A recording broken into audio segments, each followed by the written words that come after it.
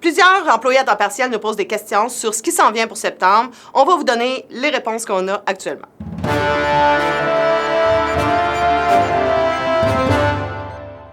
Comme vous le savez, il y a plusieurs changements qui s'en viennent là, au niveau de la convention collective, surtout pour les employés à temps partiel là, qui vont changer de statut. Les 16-19 n'existeront plus. On a eu beaucoup de questions et on n'a pas toutes les réponses à vous donner, mais on en a quelques-unes. Donc, allons-y en vrac. Là. Pour la fin de semaine sur 4, il y a eu beaucoup de questions. Comment ça va fonctionner?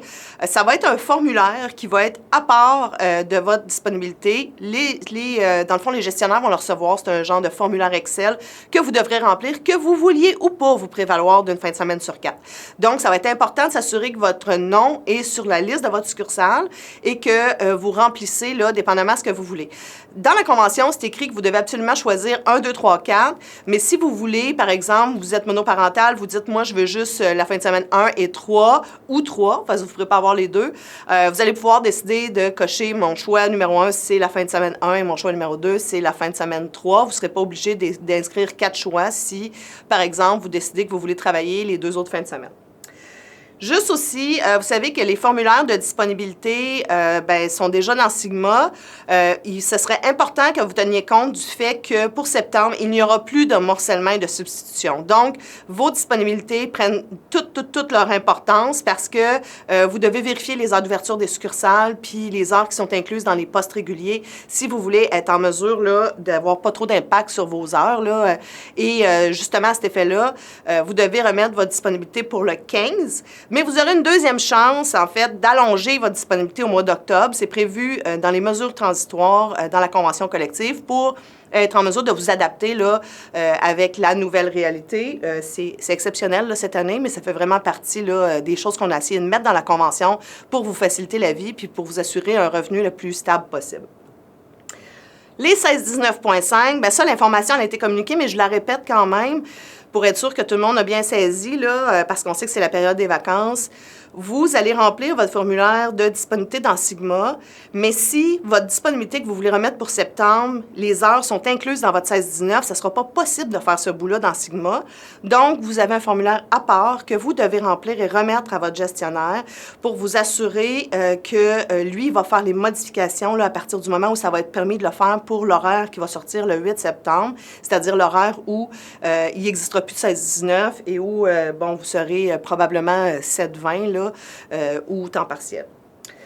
Pour les transferts, ça aussi, on a eu beaucoup de questions. La Convention prévoyait que les demandes de transfert devaient être faites pour le 14 août. Écoutez, ça va être reporté un peu dans le temps. Ça va aller à l'automne, fin septembre ou au mois d'octobre. Ça va avoir le bon côté de vous laisser le temps de voir ce qui s'est passé dans votre division.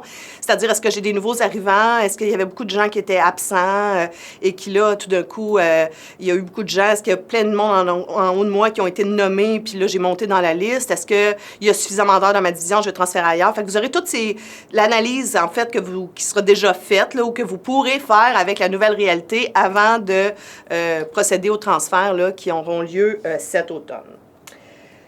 Pour les 16-19.5 qui n'ont pas 7 ans d'ancienneté, mais qui ont plus de 5 ans, c'est super important. Vous allez recevoir une lettre, si ce n'est pas déjà fait, dans laquelle vous devez faire le choix pour vos assurances, puis en même temps, c'est le choix de votre statut. Donc, entre 5 et 7 ans, vous pouvez décider de devenir un 7-20, même si vous ne remplissez pas les critères. À ce moment-là, vous devez garder les assurances et ça sera possible que vous gardiez ce statut-là là, pour 2 ans. Au bout de 2 ans, vous devriez avoir 7 ans puisque vous avez plus de 5 ans, moins de 7 ans. Et si vous rencontrez toujours les critères, vous allez continuer dans votre 7-20. Si vous ne les rencontrez pas, vous allez redevenir temps partiel. Donc, c'est important de remplir cette feuille-là, que vous vouliez redevenir juste temps partiel, là, pas 7-20, ou que vous désiriez garder vos assurances, ça va être super important de remplir ça là, pour s'assurer qu'on traite bien votre demande puis que votre volonté, dans le fond, est tenue en compte. Pour la liste des 7-20, On a beaucoup, beaucoup de questions là-dessus. Elle n'est pas encore disponible. Dès qu'on l'a, on va s'assurer qu'on vous la transmet. Et il y aura aussi un processus de révision là, qui sera possible de faire. On vous expliquera au moment où on l'aura établi là, de quelle façon on va pouvoir procéder à la révision de vos statuts pour s'assurer que, bon, si vous dites, moi, je pense que j'aurais dû être 720, qu'on soit en mesure de faire les validations, voir s'il n'y a pas eu d'erreur dans votre cas, puis la corriger le cas échéant. Hey, j'en avais des affaires à vous dire, hein? Je continue. Les contingents, on a aussi beaucoup de questions sur qu'est-ce qui arrive si moi, j'étais 16-19, je deviens 7-20, j'étais 16-19, je deviens partiel, j'étais 16-19, je deviens régulier. Qu'est-ce qui se passe dans mon cas? On va prévoir un tableau qui va vous être envoyé. On en a déjà parlé avec l'employeur. Donc, ce tableau-là, on le rendra disponible. Ça va vous permettre d'évaluer un peu ce qui se passe dans votre cas et vous pourrez le consulter. En plus de ça, juste vous dire que dans la Convention, il y a l'annexe 25 qui écrit toutes les mesures transitoires. Donc, je vous invite à aller le lire parce qu'il y a plusieurs réponses à vos questions qui sont écrites dans cette annexe-là, puis qui vont pouvoir vous aider là, pour être en mesure de répondre, dans le fond, à vos questions. Et pour tout ce qui est des transferts, pour connaître la nouvelle procédure, c'est l'article 2409 de la Convention collective.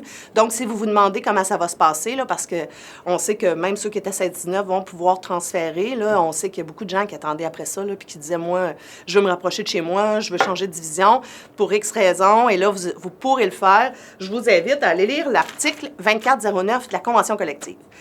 En attendant, je sais que c'est un peu une période qui est un peu insécurisante, dans le fond, entre deux conventions collectives, parce qu'on ne sait pas exactement tout ce qui s'en vient, puis on est dans une zone de flottement.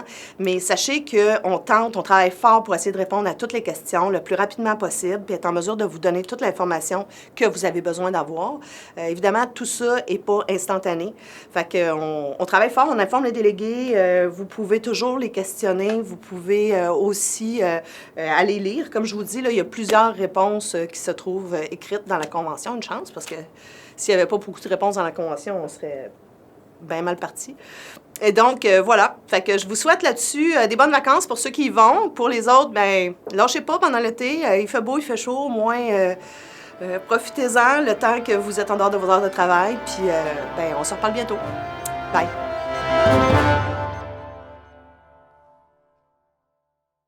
On s'est dit qu'entre deux conventions, c'était le moment idéal pour se parler un peu de qui on est ou de se donner des faits intéressants sur l'histoire de notre syndicat ou tout simplement des choses qui existent actuellement dans la convention et que personne ne connaît. Donc, on va tenter de vous en donner un petit peu au fil de chacune des capsules. Aujourd'hui, j'avais envie de vous parler d'un annexe de la convention collective qui s'appelle « Les masses non réparties ». Ça a fait bien sourire les médiatrices quand on leur a expliqué ce que c'était. Les masses non réparties, ça vient du fait qu'à un moment donné, dans 1998, je pense, l'employeur et le syndicat, quand ils ont négocié la convention collective, l'employeur disait « Je ne veux pas arrondir les sommes, comme par exemple, vous gagnez 24 de l'heure, vous avez 2 de plus. Ça se peut que ça n'arrive pas à 25 et 69, mais que ça donne 25 et 69, 8, 7, 5.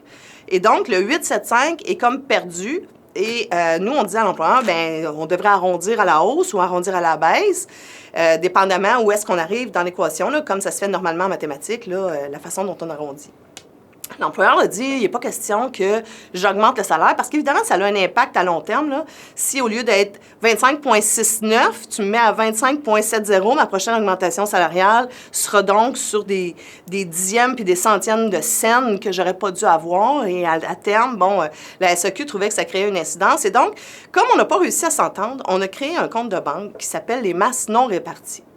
Donc, toutes les dixièmes et les centièmes de scène qui devraient être payés, dans le fond, être incluses dans les échelles de salaire, mais qui ne peuvent pas se mettre sur un chèque parce que c'est trop petit comme somme, parce que ça n'existe pas, des dixièmes puis des centaines de scènes, sont versés dans un compte de banque qui s'appelle les masses non réparties.